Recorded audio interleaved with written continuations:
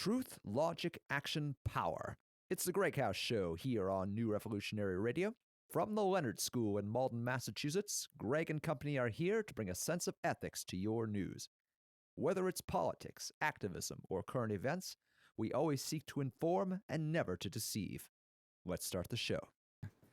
Welcome to the GreggHoush Show, episode 7. We have a lot to talk about tonight, and it's probably going to be a little shorter than last week's 2.5 hours we did with the chief of police there. But we're going to talk about Yates. We're going to talk about Comey. We're going to talk about the Kurds.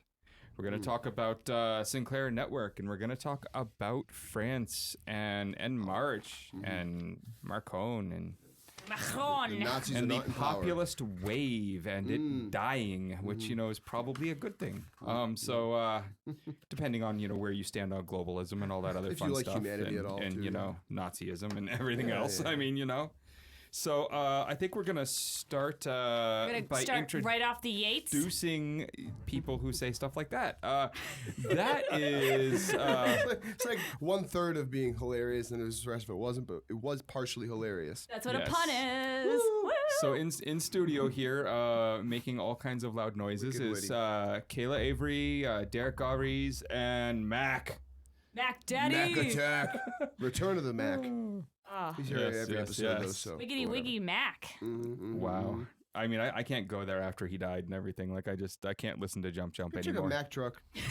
You remember Mac jeans? You guys ever wear Mac jeans? I don't think I was cool enough. No? So we've been recording for a couple minutes and we're already off topic. I mean, we're already getting the Mac This is down. going to be a great episode. Mac jeans. How do you get better? Paco, Jenko, come on. So, oh God, all right, Jenko. everyone. Yeah, Let's isn't that we lost? But at least that was like the kind of early 2000s, like back when like George W. Bush was in office and like the world wasn't ending. Yep, you know, like those are good times. Yeah, the world wasn't ending good back then. times. That was cool when the world wasn't ending. And we got the new Cold War. Yeah. Well, now we've got people having to go in front of congressional intelligence committees to explain the Constitution to them. Yeah, not only explain it, but they need a woman to do it.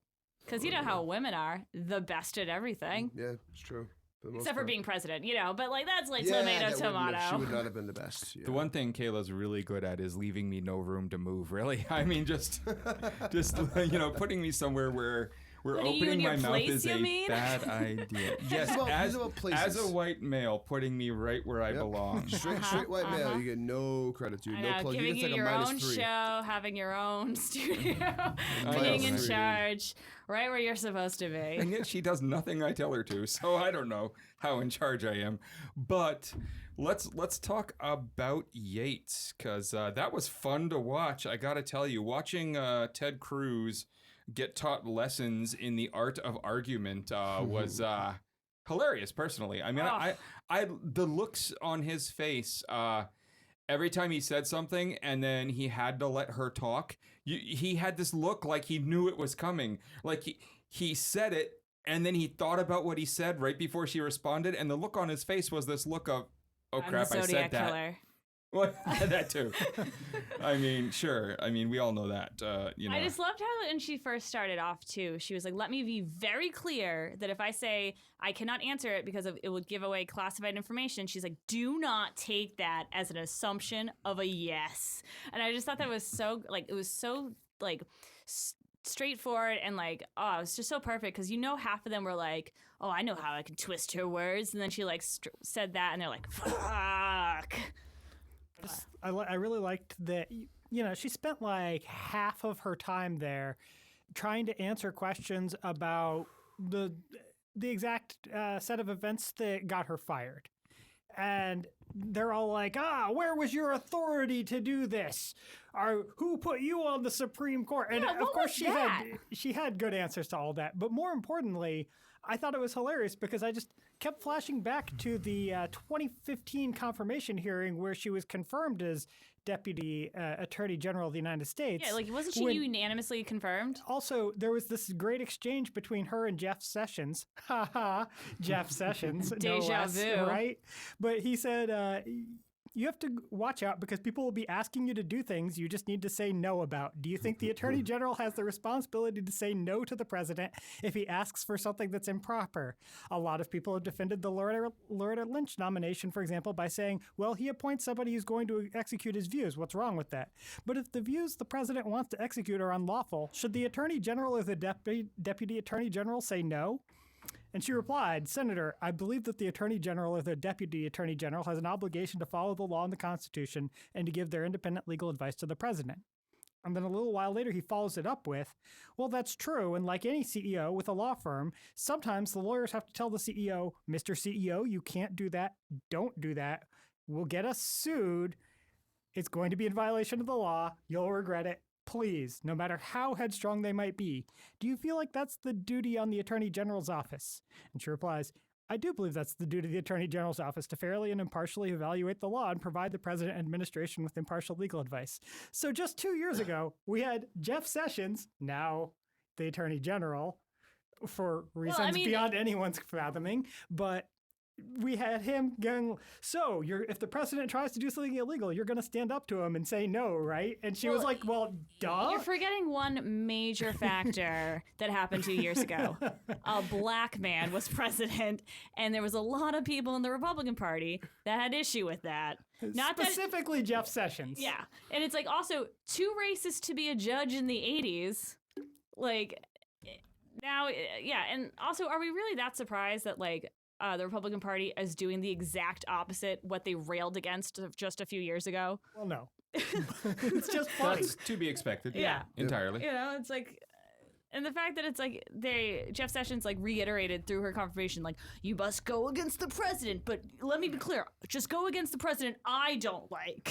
Don't defy a president I actually like. You know, I don't even think that occurred to him to make clear at the time, because the idea of a president that he actually liked probably didn't seem like a But they were just so full of rage for those 8 years that they were like, must just stop everything today. Doesn't matter if a world happens tomorrow.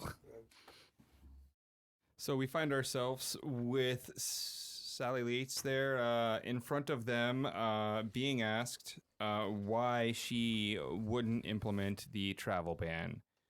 And her exact reasoning was that it went against the Constitution, in her opinion. Not her opinion. Against the Constitution. Just period. But it was her opinion that it did that. I mean, like her legal expert, but... We believe that she's right. Yeah. That is also our opinion. It is their opinion that, fuck you, we do what we want. I believe that's their opinion. Yeah. Seems to be. It's what I understand of what's going on right now in our Seems to be, political, their actions. That's their as well. actions say that, exactly right. Yeah, so that one was just a lot of fun to watch. But you know what? That's kind of over. That's kind of also, done. it was funny, though, because as she was giving that testimony, the oral arguments on the Muslim ban started at the same exact time. And that was even funnier because, I mean, I know we're going to derail for a second, but up until an hour before the arguments began, on Donald J. Trump's campaign website had preventing Muslim immigration and had like a press statement from Donald Trump. So when the arguments began in court, one of the 13 judges was like, said to one of the DOJ attorneys, how can you sit there and say this isn't a Muslim ban when on your website says preventing Muslim immigration? Like it's and of course they removed that page. They removed the But you can still get to the page. It's just blank now. No, the URL URL is still there. Yeah, the page, they deleted the contents on the page, but the URL that says preventing Muslim immigration. You can still type that in. When you delete things on the internet, they go away and no one can ever find them again. Yeah, that's why that's why I deleted everything on climate change too, because it's not real. But I just thought it was funny because like it was as like she was like, you know, basically giving the smackdown to Ted Cruz, giving a lesson in what the Constitution actually says. On the other side of the coin was like another judge being like, hey, you know, you guys are big effing idiots, right? Like, you are blatantly out there, like, you're not wearing any clothes and you're not fooling anybody. So... You're great at segues, by the way. Yes, well, you know... Seamless transition. You know, I did pretty good last week. This week, I'm fighting against someone who wasn't here last week, who likes to go off track a little. I brought it back. You brought it back. Sometimes you got to expand your wings a little bit. You got to stretch out the old substitute in and the just old tail randomly feather. Tail You know? down. Well, you know what I want to talk about next is Comey, and really it does tie together in that they both have been in front of us in all these wonderful congressional hearings, all these Senate hearings where we get to see them getting All these basically yelled at. all these people speaking under oath who are actively committing perjury, except for Sally Yates. She's my hero now. Well, I don't know that they're all committing perjury, but I'm pretty positive a huge percentage of them are. We know a handful definitely committed perjury. So, Comey gets fired this week. Yeah, he does. So, the timing could not be better for anyone who dislikes Trump, because it's unbelievably obvious to anyone with two brain cells that work that it was over the Russia investigation. And the best part about, us really believing that to be true is that there are ways to fight that. And it's by having on the other side, Trump's side, a very strong narrative, a very strong argument, a very consistent argument, everyone saying the same thing, everyone meaning the same thing, and proving their argument. And instead of doing that, every about 2 hours, their argument changes. And no, we really didn't say that. And then they get played the audio of them saying that.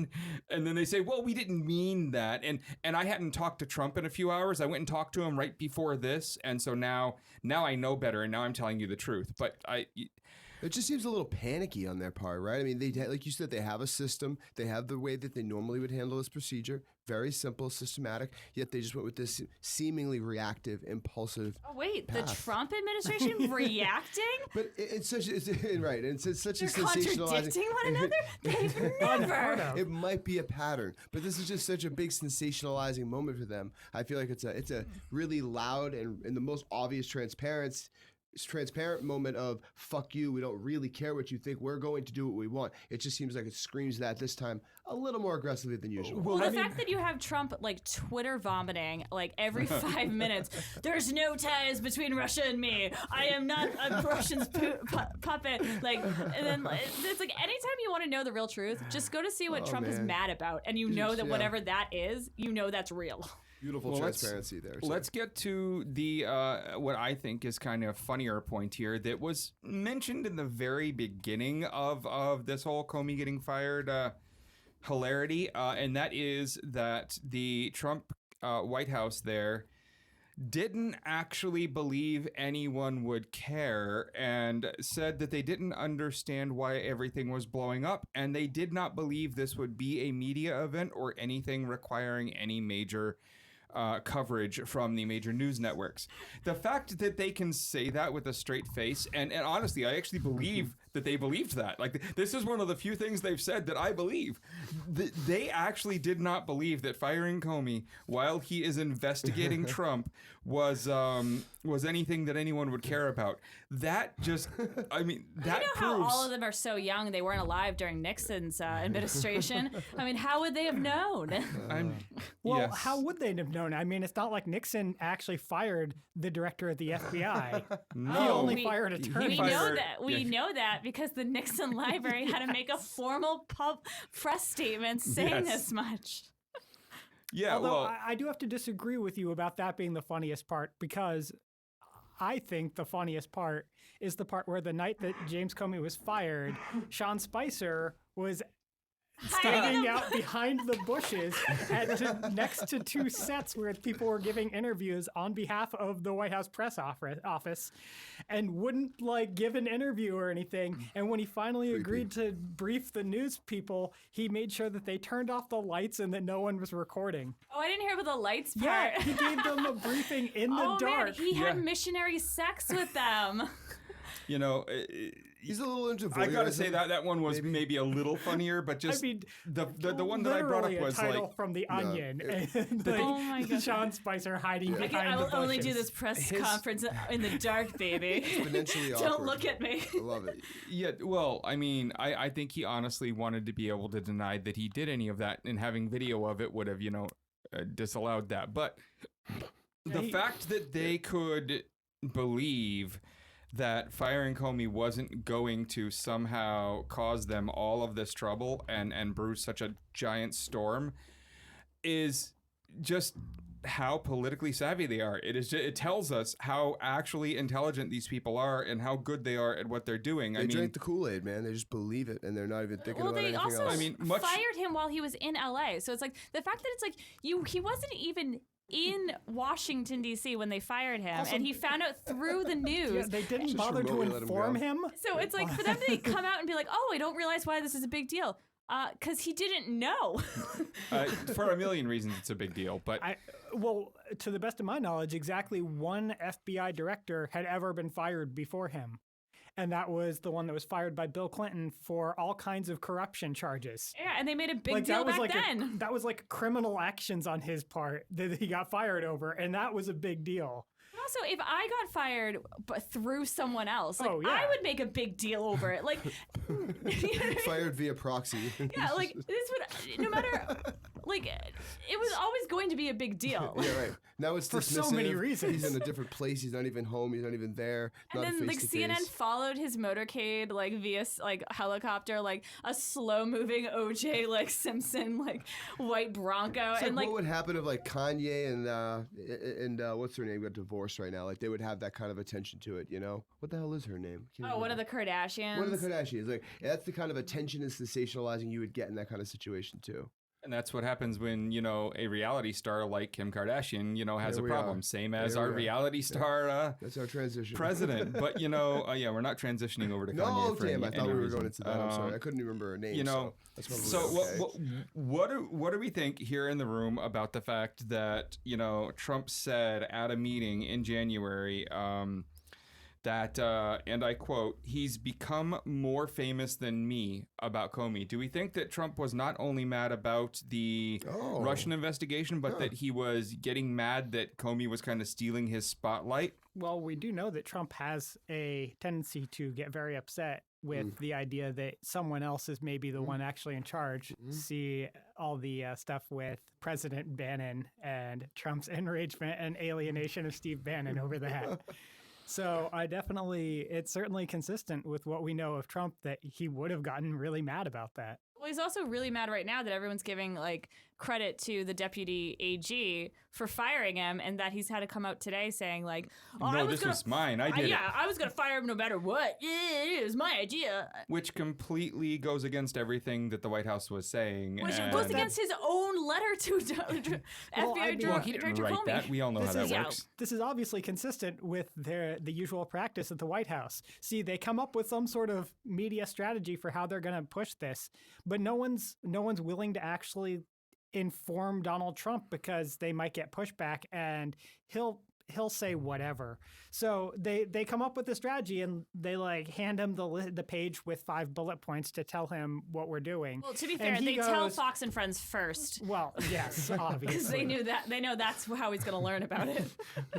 But they give him like the sheet of paper and then he doesn't read it because 5 bullet points, who reads that much? And then he goes out and gets baited into saying whatever because he can't keep his fool mouth shut. Oh my God. I wish someone would just like stuff like a sock in his mouth or something. Just make sure there's always food in his mouth so he can't like fully like make sounds anymore. That's what I would really like. But now Gregg's kind of pondering over here. Well, I just, would like to state for the record that we are not in any way asking anyone to assault the president. it would be No. interesting. Like, it'd be like when that's Ivanka's all. spoon feeding him, sitting on his lap every morning. Like, she does that. And like, she's naked when she does it. Go like, ahead. I would just appreciate if she put a little bit more porridge in his mouth than normal, so he would maybe not talk for a few minutes. If they medicate him too, maybe that's what's happening there.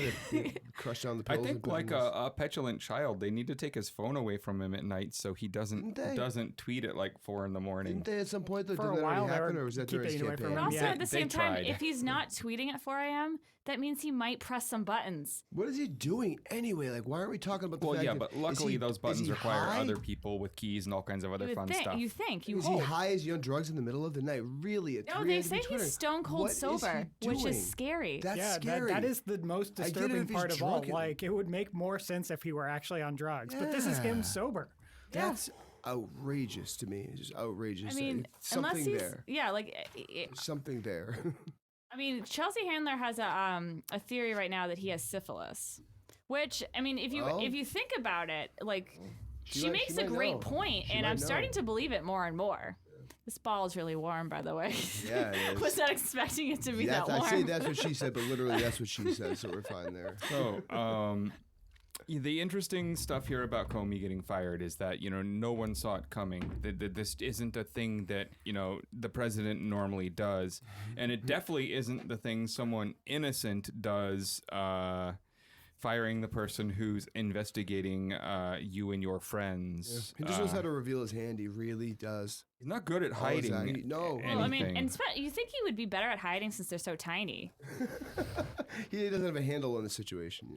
Yeah. Because he can't grasp his tiny fingers around. Right. He's grasping out there, but just not fitting. Can't quite get his hand around it. It's okay. Yeah, there's going to be no convincing me. I believe just wholeheartedly that he fired Comey because of the investigation. It's Well, pretty yeah, I simple. mean, what other plausible explanation is there at Well, this there point? isn't another No, plausible Especially one. given so- that they've given like Unless- 3 different well- explanations and all of them are blatantly false. When you read the deputy's get letter, multiple. though, but when you read the deputy's letter, because it came out at first when they were reporting it, they were saying like, he's saying that like the way he mishandled the investigation, and this has to do with like Hillary Clinton and her emails, and they he went against protocol with that announcement, like and the way the media first was reporting it, it sounded like they were coming like he was coming in defense of Hillary. But then when I read the deputy letter, it almost read like he was pissed that Hillary wasn't in jail. I mean, it was kind of both. Yeah. Depending on which part of the letter you're looking at. Because there were definitely times where he was like, it's not normal practice for the director of the FBI to come out and say, damaging things about someone who's under investigation. But then he's also like, it's not normal for the director of the FBI to come out and say that the person will not be prosecuted. They should leave that up to the attorney general. And so he kind of went both directions. And, well, we know the reason why that happened. And that's because we know that Trump informed Sessions and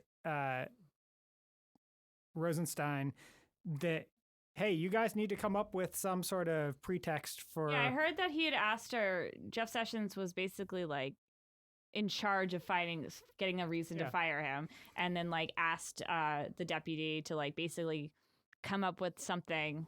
And it's really obvious when you read the letter, because it's, I was given the assignment to come up with some pretext for firing someone. What can I... Or like, What do I got? Or give me or they needed a reason to get mad at him. So it's like, but the way you can tell that there's no other reason besides the Russian investigation, or the fact that he does, even if I'll even say hypothetically, let's say there is really no criminal act on the Trump side with Russia. Not saying there's nothing on Russia's side, because who knows what the fuck they're thinking. But even if there is nothing criminal with the Trump campaign, well, you're not doing yourselves any favors. And also, you had no one lined up to replace him.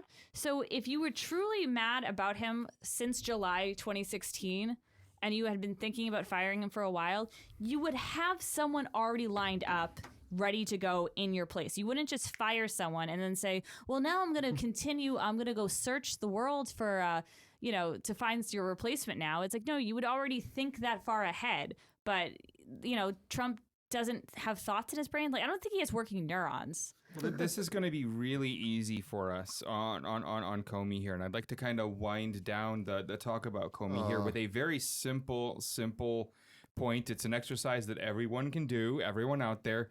Pay attention to whoever Trump replaces Comey with. If he actually replaces Comey with someone competent, someone who's going to do this job, someone who we all feel will actually investigate and find the truth and follow through, well then, Trump probably wasn't involved in whatever his election and Russia did together. Oh, I think If- AP just noticed a breaking if report he- that Jared Kushner is now the acting director. Well, if he actually puts, someone like, say, Chris Christie or any of the other people's names who have been kind of floated around in charge of the FBI, then know that he is trying to nerf the FBI's ability to get anything done by putting a complete moron in charge in order to keep him from getting any successful investigations done, which kind of says to me that he might actually be complicit in the acts with Russia. I think I'm just going to wait and see who replaces Comey, and that'll really speak a lot to me. Or if he ever replaces Comey, because on the rate he's going with his firings, he hasn't really replaced many. It's true. Definitely a lot Right more after they're done firings getting than screened, hirings. he'll just let him go again. I mean, Cycle but, him in and out. I got to say, I don't think you're going to hear much about it if you're paying attention to any of the Sinclair-owned network stations. No, that doesn't seem likely. Sinclair Network and the Sinclair Broadcast Group are a glorious group of people. And by that, I mean, I hope they get shut down. They can't.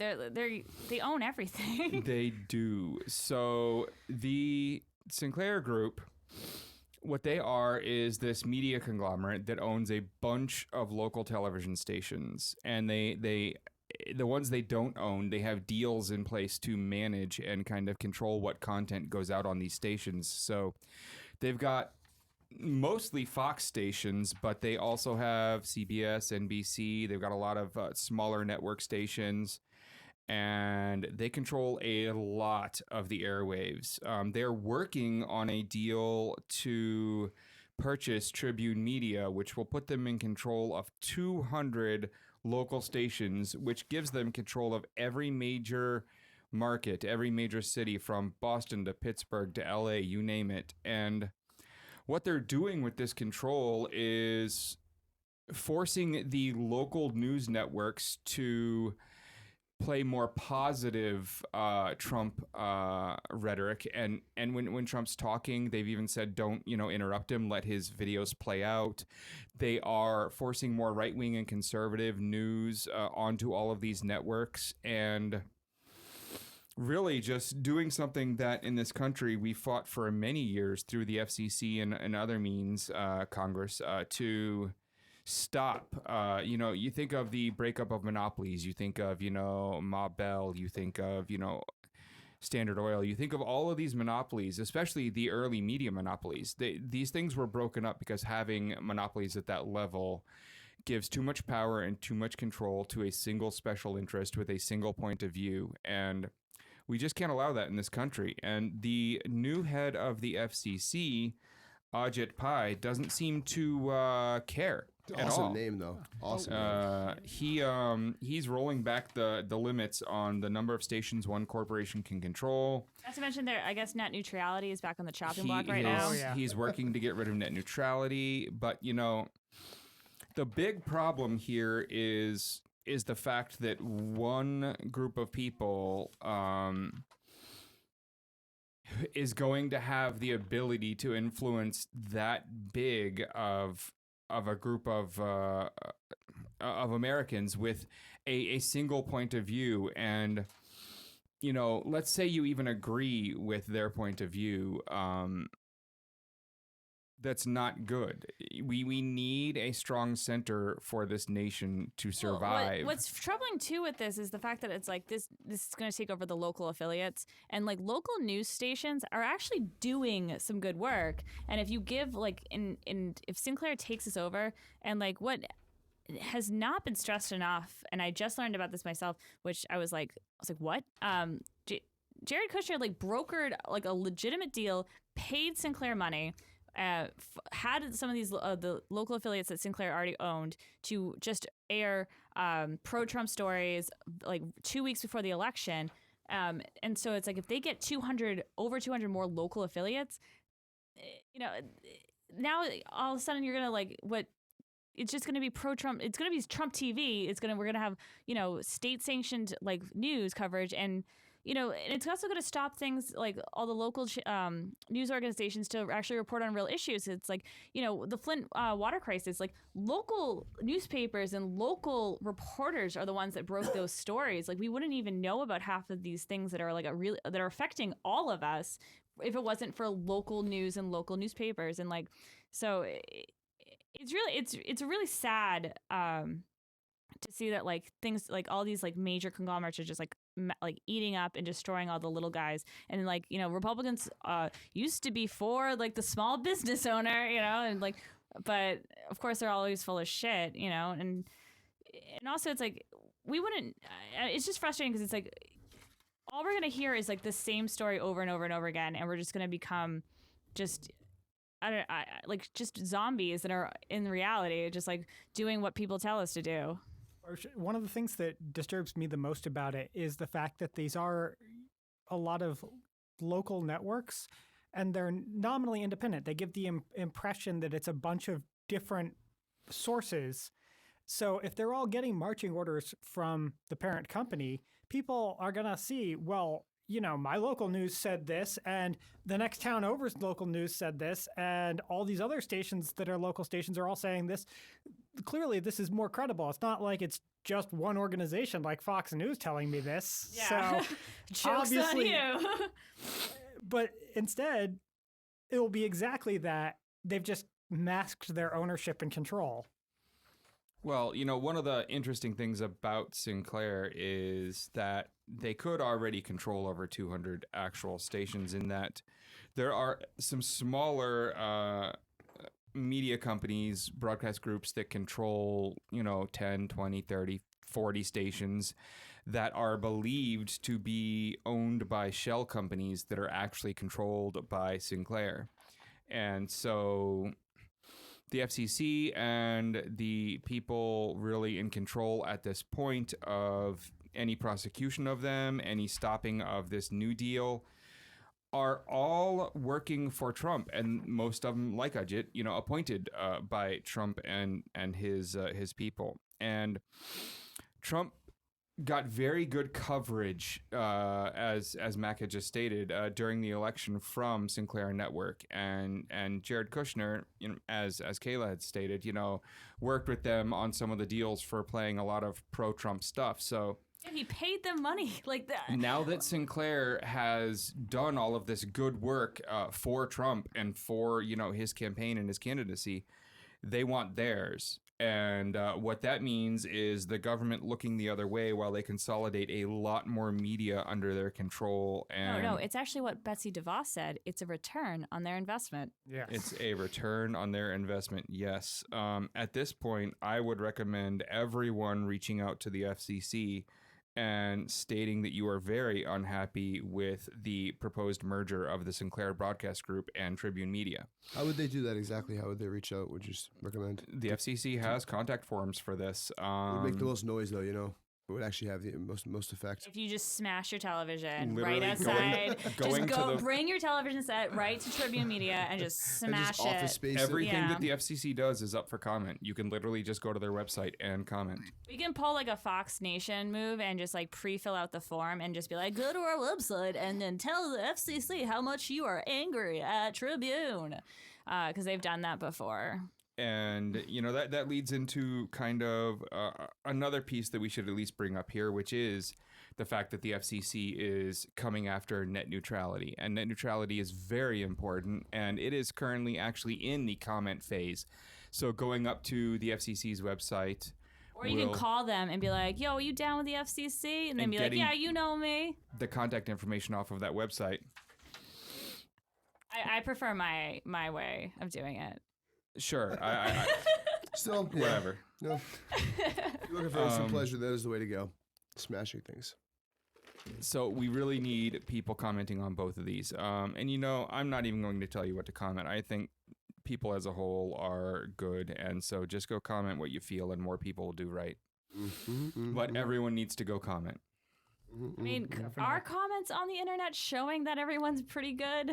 If we say it on the internet, it's automatically true. I mean, if you put it like that.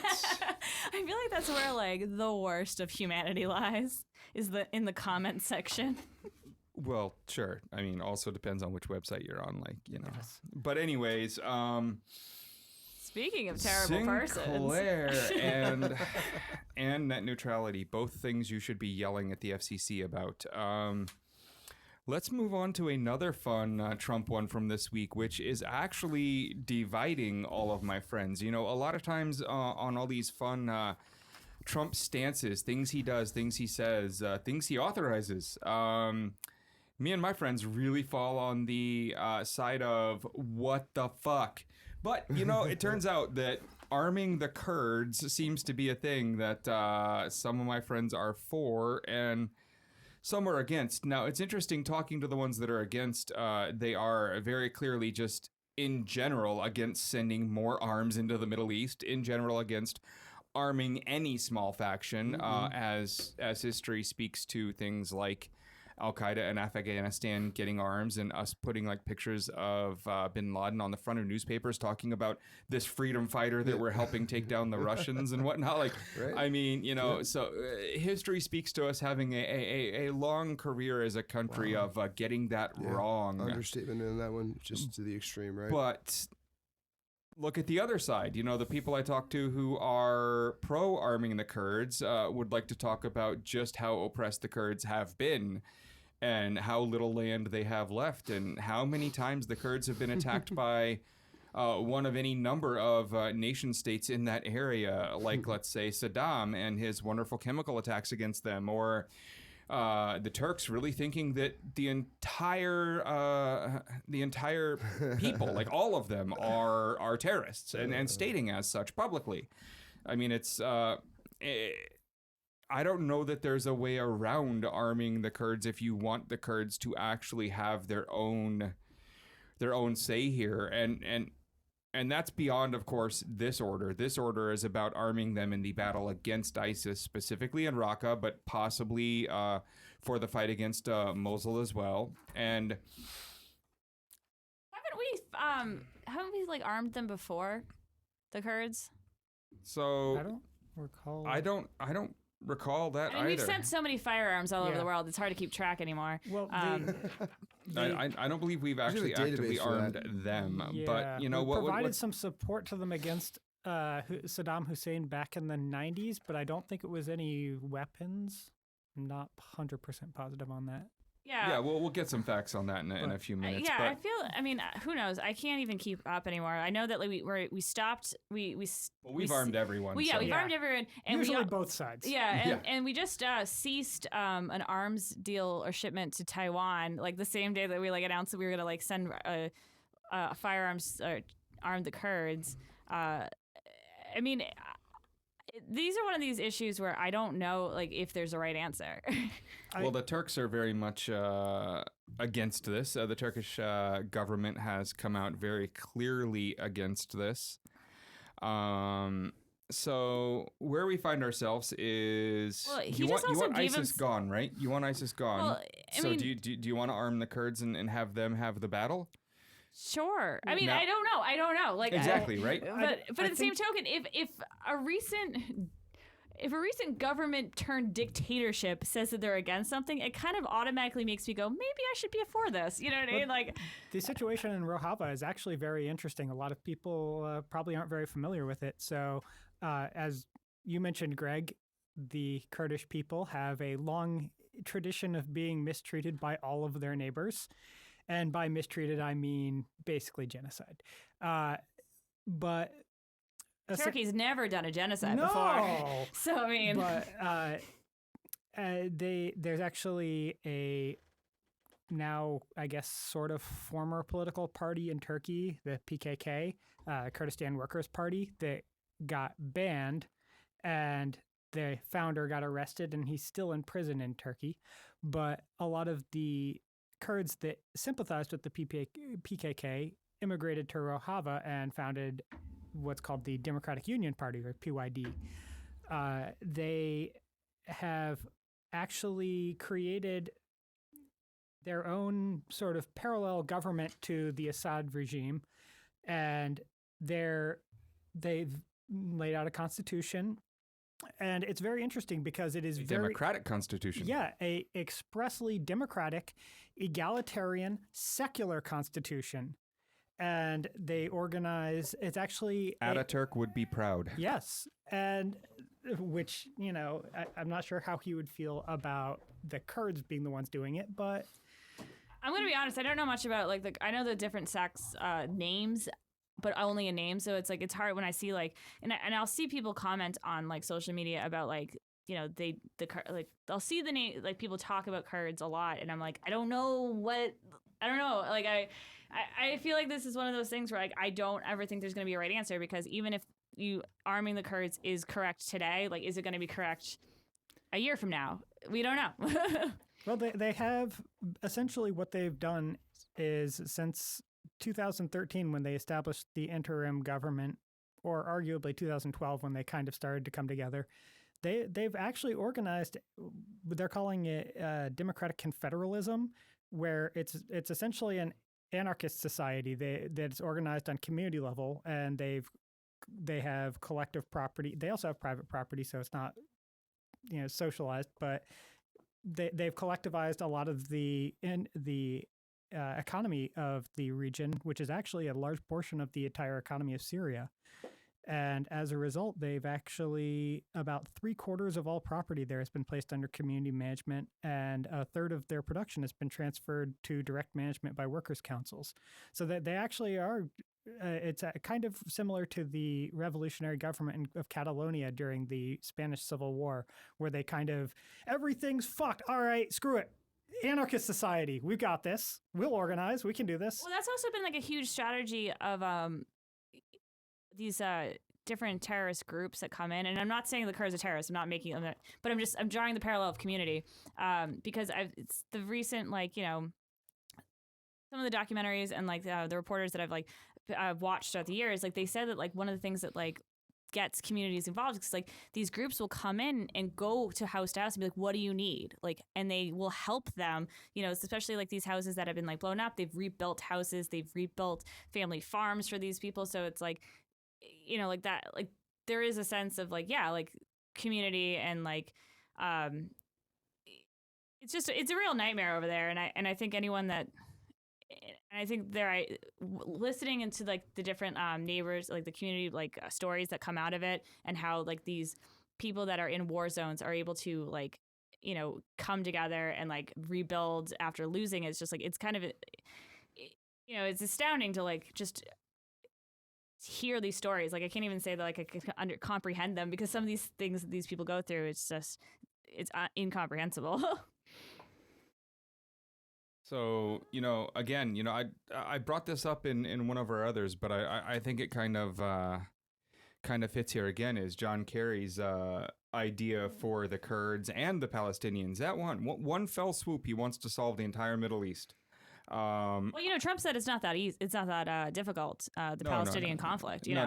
So Kerry has this pitch he made a little while ago, and how serious he was, who knows? I think he personally believed it and didn't think it ever happened, so he just kind of set it out there isn't this a funny idea? And his idea was to take basically the northwestern corner of Iraq, the northeastern corner of Syria there, and then a little off of Turkey, and make that, a land that gets split down the middle and give half to the Kurds and half to the Palestinians. And then you have to bring the Palestinians across and get them convinced to move. I mean, the Kurds are pretty much already in that land. And then he wanted to broker it with Israel, where, come on, Israel, you want them gone anyways. So if you agree that they get full rights and access to Jerusalem whenever they want, then they'll go over here. And of course, I mean, I don't think for a minute that the Palestinians are going to go for that kind of a deal. Seems unlikely. But it's just interesting to think really sideways at the problem and what options are really available over there, especially if an Assad regime fails. I mean, if you try and do stuff like this, you might end up with the failings of colonialism in northern Africa, where you've got like a Libya that that is made up of three very distinct groups of people that for the most part don't like each other and don't want to be in a country together. But there you've got, Libya with these three, kind of very tribal regions that do not want to be together. And you end up with a lot of the trouble there. And I think, with Syria in Iraq and all these borders that were not drawn by what I'll call the locals, we're running into a lot of those problems up there. So I don't know that, us or kind of the global community coming together and redrawing more borders over there is going to solve any problem either. Probably not. Yeah, when you broker a deal without the people, it's not going to end well. Yeah. So, I mean, I find myself very much on the fence about this. I think the Kurds have been mistreated by pretty much everyone that had the power to mistreat them for a very long time. And I think a lot of that falls on just, the West actually, drawing these lines and drawing these states up kind of out of thin air and paying no mind to who lived in those areas and their religious beliefs and just their personal beliefs and how they lived and what their society was based on and how they wanted to live. I mean, it's just, it's amazing that, any of the people who had any part in that thought it would work. It's obviously not. And now we find ourselves dealing with all of these problems. And so here we have the Kurds kind of on the front line of the fight against ISIS in a way that a lot of other countries aren't. They are really going strong. And what's interesting about the Kurdish fighters, if you really read up on them and you follow what they're actually doing right now, they are really good. They are crack forces. I mean, that's like saying they are basically the core of the Syrian Democratic Forces. It's like sending in our, SEAL Team 6. It's like sending in the Marines when you send them in. And it's kind of sad as to why. If you read up on it, you watch all the documentaries, everything. It's kind of because a lot of them have been fighting since they could hold a gun. And so they've gotten quite good at it. That's we laughed, but that's a really sad state of affairs that's why they're so good at what they do. And it's also why they still exist with all the pressures of all the countries around them kind of crushing down on them, forcing them into this little corner. I don't think they would have survived without, honestly, the battle skills they have learned. Now, we've run into people in this kind of situation before in the world, and when we've run into these people and we've armed them, it has never gone well for us. And I find myself in this weird spot where I think it might be smart to give them just enough to finish off the job in Raqqa and Mosul. And then I think, would I have said that when we were trying to get the Russians out of Afghanistan? Would I have said the same thing? I mean, it's a tough question. I don't know that I would have or I wouldn't have, but I'm saying it now, and maybe I'm 100% wrong. I mean, history has proven us to be wrong nearly every time we do that. It's true. Although usually we make those decisions based on very fuzzy concepts of political expediency. We didn't really care about their long-term goals because, let's face it, usually their long-term goals are pretty awful. But their short-term goal is that they're, opposed to the same people we're opposed to, therefore we'll provide them with weapons. Enemy of my enemy. Exactly. And in this case, it doesn't seem to be quite that situation because while it certainly could end up going that way theoretically, at the moment they're creating a democratic, egalitarian, secular society, which if we're ever going to be supporting anyone with weapons, isn't it that? Right. Yeah. And that's why I find myself on the side of it's strange. I find myself on the side of H.R. McMaster here. Yeah. And that I really don't don't know. think But sounds like a really bad DJ name. like Lieutenant General H.R. McMaster. Like I never thought I would be on the same side of these types of decisions. I feel like he would just play Bombs Over Baghdad the entire time at the rave. It would just get so repetitive. Just like dropping beats and bombs all night. I think it'd be a heavy mix of house versions of Rock the Casbah. Yeah. I thought that was Rock the Cash Box for the longest time. Nice. I don't know. My one, I feel like my biggest qualm about the idea of arming the Kurdish people, specifically as part of the Syrian Democratic Forces, is that every time we've done this in the past, it's gone so horribly wrong that I just feel like somehow our intervention is going to ensure that it gets screwed up, and they seem to have their shit together. So, Like, even though we might believe, like, let's hypothetically, let's just say this, maybe they're good people. yeah, And maybe arming them is the right move. But because it's us doing it, we'll somehow manage to screw it up. Exactly. I got a great idea. This is it's foolproof. It works 100% of the time. We'll just give a whole bunch of guns to ISIS members, and then we can track their movements by the serials on the guns. Man, And then we can go get them. that's a good idea. Boost If the only we economy, had some sort of GDP. movie name that we could use for this operation. Oh that we man, didn't- what should we call it? war games? There we Is go. that the wrong Chinese movie? War games. What's that? What's the Lockheed. Do we call it? Armageddon? No. That is a horrible idea. I think it's great. I think it's a great idea. We tried it before and it didn't work, but I think we can do it better this time. No, So, I you mean, don't know it didn't work. Well, I think if you're listening to us over here, it sounds like we kind of all think that arming the Kurds is the right move. No, I think we should. Is that weird? I feel like we should. Man, get I don't want to say that out loud. I mean, I I, just don't said know that anything into a about microphone. I don't know anything about the Kurds, so I would love to know. I would love to get That's someone actually why she's here. I wanted someone to kind of, really bring that angle, the I don't know anything about the stuff we're talking about angle. No, the Kurds specifically. You know what I mean? sure. Like, I don't know about their religion. they're You know, an like, ambiguous bunch. I don't know much either. I don't. I mean, I yeah. don't know. Like, Again, there's the so thing- much. the thing There's to so know- much. There's facet levels to The these thing people to know about that, the like, Kurds and is they specifically want a democratic society and they want a secular I society. think the thing and we to know need about the those. Kurds is maybe try to talk to someone who lives and is more experienced in that area. Would you like me to bring? There are a bunch of I would love Kurds to- here in I'll Boston. find one right now. Hold Yeah, on. I would love to We're get gonna an actual, bring one on in a few weeks, and Yeah. we're gonna have 2 this weeks or person so have a now. good conversation with Kayla here. an in-depth point of view from someone who knows firsthand. Like, that's what I would love to hear, because I feel like so many of these conversations happen without those people in the room. So that's that. Let's everyone, you're hearing it first. We're gonna bring someone on here and have them as our guest. We'll get someone. Maybe we can get a From the consulate. Maybe we can get Peshmerga someone. forces, perhaps. And they will educate us as to why this is a good or a bad idea in their opinion. Yeah, I think that's a good way to end that. We'll bring that one back up here in a week or two when we can find the right guest for that one. But again, I feel so weird being at that weird point where I like the Kurds, and so it's Maybe 2017. we should Trump give is them some president. Anything Dang can it. happen. You know. Trump has literally made me think that arming someone is a good idea. That is a I wouldn't How say did that he Trump do made that? me think that.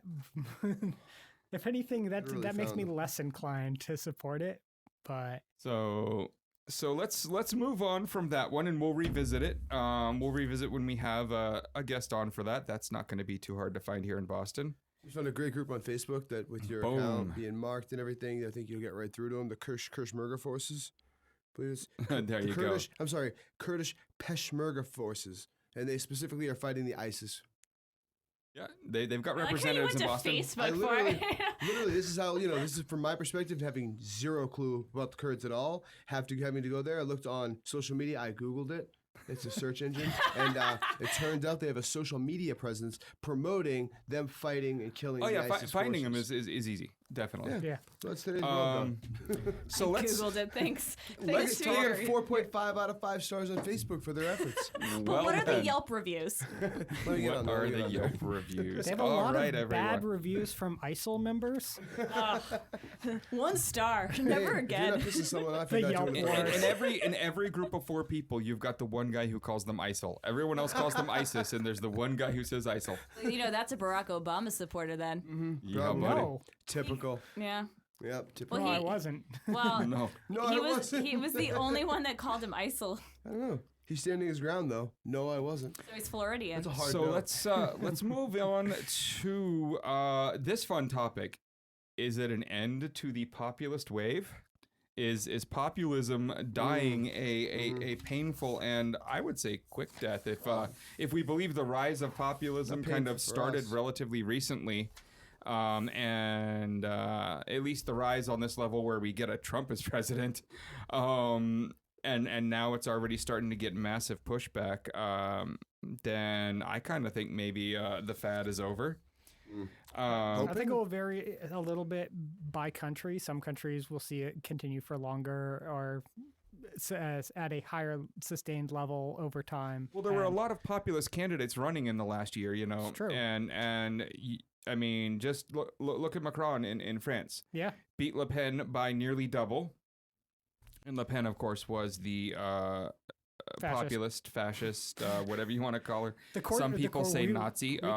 We covered that. The courts ruled that it's entirely legitimate to call her a fascist. And I learned this other fun fact. They're so Nazi that Israel isn't allowed to talk about the National Front. Yeah, the person, when Le Pen resigned her temporarily resigned her chairmanship of the National Front, the person that she chose to replace herself with is a Holocaust denier. Oh, that's always a great move. Right? That's a really great move, especially like when you're trying to like solidify that you're a political party and like give them national attention. Yeah, denying the Holocaust is always a great move, right, Spicer? So he's hiding in the bushes. Leave him alone. So yeah. You're not supposed to notice him. Anyone denying the Holocaust is not welcome on my show. He's not looking. He's not paying attention. Yeah. I mean, unless we all agree that we're just going to open up the phone lines for people to yell at them. I mean, I do not have the I think patience the audience for that. would like that. But no, maybe they'll submit to being like tied to the wall and we can like throw fruit at them like old school, you know? I would love to do that. Like just like pie someone right in the face, like a squishy pie. Well, I mean, just, you know, find any CEO or president of an airline. That's what they're for. Yes. You know? So, you know, with this populism, you find some interesting side effects, though, because, you know, the populism brings out candidates like Le Pen and gives them a somewhat legitimate chance at winning, which is just scary. And it exposes the powers that be to being replaced by someone in between them and this populist person. So in France, all of the people who were currently in power, that the socialists and all the really old parties lost out here. And we ended up with a runoff election with two relatively new groups, at least in terms of being able to make any showing in any kind of a major election. Well, no, the National Front's been around for the 70s. I mean, Macron actually literally beat up his party, but but they had never been able to, you know, run for president and get anything worthy, or prime minister, and get anything worthy of, you know, making a runoff or anything else. I mean, there was no way. Her father was part of a runoff, wasn't he? I mean, he did get like, so, yeah. Yeah. But I mean, like, populism is always going to exist in society because, I mean, populism feeds off of fears. That's what it does. It runs on the fears. And like right now we're living in a fearful time. And luckily, you know, France was allowed to see what idiocy has become of America and that like, hey, we don't want that to be our future. Right. So, but they didn't elect, you know, one of the more normal people that they would have in power there. Now, you know, maybe that's a good thing. Maybe they still have a lot of parliamentary like elections coming up next year. So we'll see what happens with that. Well, that is hilarious because, you know, Macron and the centrist En Marche movement are forcing everyone who wants to run as En Marche to fill out a questionnaire and an online form on their website. And when Valls, former socialist prime minister Manuel Valls, asked for, you know, support from the party, he was told that he hasn't filled out the online form yet and he needs to get in line. And I think that's hilarious. It doesn't really matter who you think you were or what position you might have held. Get in line with everyone else from the entire country. Everyone gets a shot at this and you get nothing for having had power before. It's almost like equality. It's strange. We'll see what it does. I mean, you know, you get into this interesting argument of well, Trump's in power now and we're seeing just how bad he is at it. and having someone who really doesn't understand politics, the political process, what it takes to really do this, and hasn't really taken the time to learn how to handle it. I don't like career politicians, but at the same time, it's kind of nice having people in power who know how to actually run know how to be civilized. Exactly. Well, sure, there's diplomacy, there's everything else, but in the end, you also deal with things like, the institutional memory of literally just knowing where the key is that opens that door down at the end of the hall. Well, if we got rid of everyone in the Senate and replaced them with all brand new people here in our country, like from scratch, literally no one who was in that building before was allowed back in, there'd be a lot of locked doors we didn't know how to open. Yeah, like what? Didn't the White House have weren't staff unable to find light switches? Yes. Yeah, and so, at some point you can kind of clean house, but you still have to keep a few people around who can tell you that these are the 10 steps you've got to go through to pass a bill. Or this is how you write a bill, you've got to have a little of what's called, institutional memory around. So you can't get rid of everyone. I mean, I think you can get rid of a lot of people, but you've got to keep some of them around. So it'll be interesting to see what France does with that. And there are a lot of good books and articles out there about institutional memory, but I think more people these days should probably read up on that. But back to the populist wave part. I mean, if you look at this, that wasn't the only election. There's the Dutch election. There's the German election coming up. There's so many of these where it looks like Merkel's she's on her how many terms? She's Fourth. Running for her fourth. She's my bestie. And it looks like, with all the pre-polling they can do and all of the indicators they have available, that she's probably going to win again. If they look at the past elections that she has won, everything's kind of falling into place for that to happen again. And, the people running against, like the Alternative for Germany, the FD there, they are anti-immigration. And if you actually read into, the things that they say, they are, and for lack of a better term, they are racists. They are Germany? What? Easy. And I'm going to say that, and I'm going to say it strongly, and I'm not even going to say it's my opinion. I just believe it to be fucking true. So come at me. But also, it's also scary to see for Germany too, because Germany holds the entire European Union together with their economy. So it's if some nutbag gets into office and beats Angela Merkel out and then just destroys it, that will have huge implications across the world. Well, I have Greek friends, and they've told me they can't wait to see her gone. Yeah. Well, that's because they weren't allowed to get their debt absolved, which was stupid, and I think that was a really dumb move. Yeah. So I don't know. I think spilling water is the best idea ever, but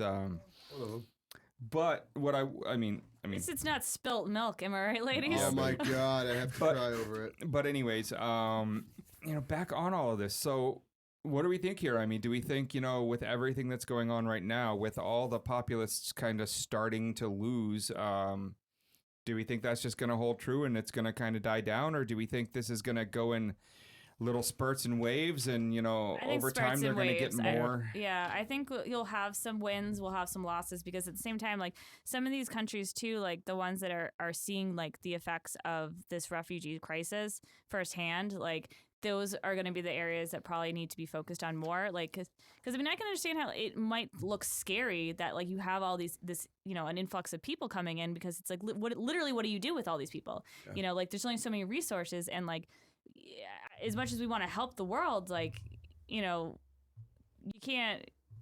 It's almost like everything's happening at once, and it's so much that you don't even know to get your bearings straight. But I think it's going to be more spurts. I think there's a lot of suffering that's happening throughout the world for different reasons. I think what we're waiting on is Germany. I think, in September when the German elections happen, we will have a much better view of what's going on here. I mean, just from everything that we have available to us at this point, Germany looks pretty clearly like they're going to vote Merkel back into power. Yeah, and I mean, AfD is not even a major party. They're polling at something like 5%, so they're barely even an entity. It may be interesting to see what happens in some of the other elections that are coming up. I don't think that the New Zealand general election is going to have much in the way of surprises. I don't. We could potentially see something Do they surprising. have a government? Yes, they do technically have a government, and someone probably has heard of it. Really? Oh, Kim.com has definitely Yes. heard of. is it full of like dodo of birds that and government. kangaroos? No, the the dodo, dodo is birds are extinct extinct. and wasn't on New Zealand. Yeah. That was in Africa. Okay, Same look. thing. You Look, know, a little bit of I ocean, know but that you think those are facts, but I like alternative New Zealand facts. we're allowed to have those now Yeah, because we're so But- PC. I'm Well, we've got a picturing a bunch- ton of kangaroos with monocles, like just jumping I'm around pretty making. sure that is accurate. Unicorn actually. horns. They got unicorn horns on them too. But no, I don't see much in the way of surprises out of the New Zealand general election. The The UK in June. I mean, well, this is coming up. We have seen a rather precipitous drop in the support for their more extreme faction, the UKIP. UKIP. But Ugh. we're probably going to see a strong turnout by the Conservatives there, although that's fairly par for the course from them. So I'm not saw sure that's a radical a brief departure. thing on the internet that I guess there's maybe some speculation about Scotland joining Scandinavia. Well, Scotland had that resolution about leaving the UK. What was it, last year before? But they're slated to leave permanently sometime soon, right? They haven't decided to yet, but essentially the whole thing happened where Scotland stuck with the UK, and they did it pretty much on the premise that the UK was going to continue to be part of the EU. And Scotland overwhelmingly voted against Brexit. So when Brexit happened, there were a lot of Scots were like, well, fuck this shit. We're done with the Sassenachs once and for all. Let's just get the hell out. So they've been talking about having another referendum on leaving the UK. And then there's the question of what they do next, because they obviously want to be part of the EU. And Yeah. maybe they join up with Scandinavia. Maybe they do something else. It's hard to say. So we will see a lot from the UK election. I mean, there's the French legislative election in June also. I mean, the next few months are going to be really interesting on all of those fronts. But And of course, we have the special elections going on in the US as well. Yeah, the next one's We May do. 25th in Montana, so We that one should do. be an interesting one. You've Yeah. got a folk singer Democrat, and then you've got a self-made millionaire running against each other. Self-declared, self-made. I like Yeah, that. it's not Trump. I know. I know he sounds the same. But what I love about the Montana one is that I think the Montana dude has been like bashing the Democrats as well as being part of the party. Perfect. Perfectly dysfunctional, that family. Well, he kind of has a point, like, because, you know, we've ignored Montana for a long time, and but it's like the Democrats weren't able to beat Trump. Of course, he has a point. And but also, it's like, you know, like he knows like what is going to help him win, and obviously, if he aligns himself with Nancy Pelosi, you're not gonna win. No. Oh, Yeah, but Which is interesting because he's very much a Bernie-crat. I believe he actually called himself a Bernie-crat. oh boy. which is again, you can't align yourself with Nancy Pelosi if you're gonna do Right. that. Nope. But I mean, I have high hopes for the Montana one. I think. Then again, I don't really know what having hope feels like anymore. But I've also never had hope, really. And that's why you make such a good comedian. Despair is the comfort zone, really. Yeah, you know, like really set my bar low, so I always know best. doom is Yeah. happening. But Always no, surprised.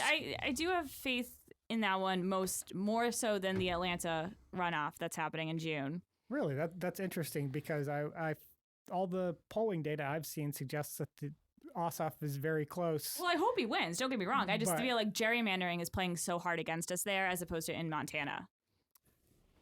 That's just my takeaway from it. I mean, it is hard to gerrymander Montana since they get one representative, but And they're all white, so it's Montana really is kind of pre-gerrymandered. yeah. You've already got only white voters, so And no actual cities. I mean, they think they have cities, but anyone that's been to an actual city it's only knows. like when you have two houses like within eyeshot of each other. Exactly.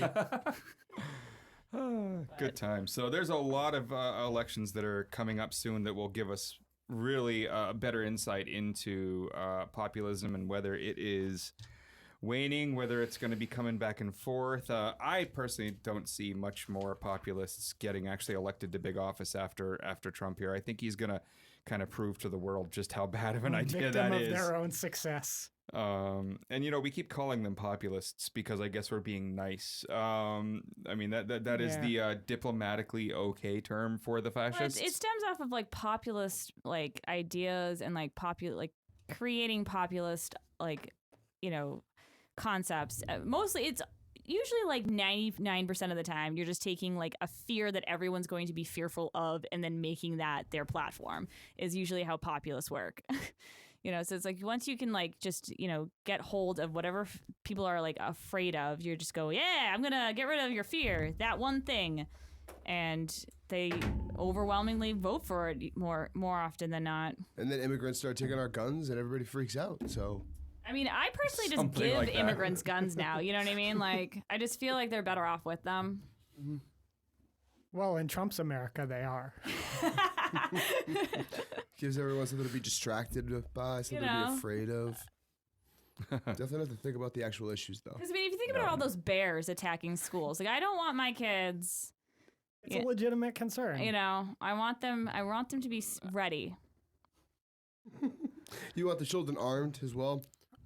Absolutely, with a small absolutely. revolver It's never too early to teach a child how to shoot a bear. No, you have to All learn right, how to everyone. And by take lives early bear, on. I mean people. We are just sitting here joking around a little now. I think that's a good Oh, I sign that we caught- might There's have, no I jokes thought in that Trump's was, America. we might have covered all of our topics tonight. I think we have a lot to revisit on these topics, though. I mean, we'll learn more about Comey over the next few weeks.